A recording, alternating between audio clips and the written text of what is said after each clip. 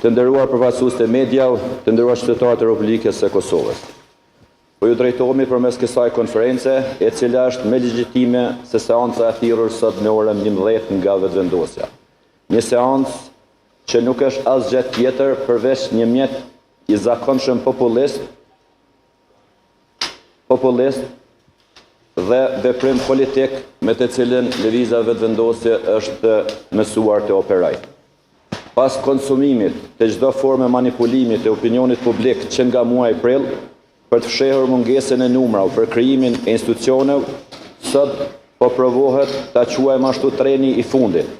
Një seancë jo legjitime, jo logjike dhe plotësisht në kundërshtim me rendin kushtetues e me logjikën dhe praktikën parlamentare. Vetëm që Albin Kurti dhe lëviza vetëvendosje të zhveshet nga përgjegjësia e dështimit të saj.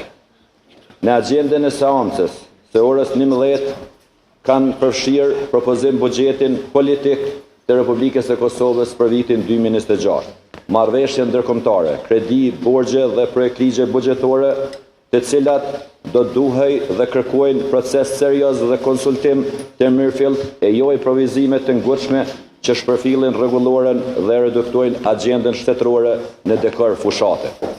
Pikërisht për këtë arsye, Lidhja Demokratike e Kosovës nuk merr pjesë në një proces kaq të papërgjegjshëm.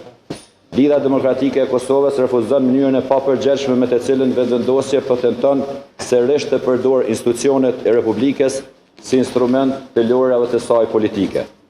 Prej 8 muajsh, vendi mbahet në pasiguri politike nga të njëjtët që sot paraqesin si urgjencë atë që vetë e kanë zvarritur.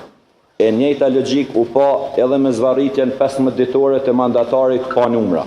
Një proces i humbur që në fillim dhe i përdorur thjesht vetëm për propagandë.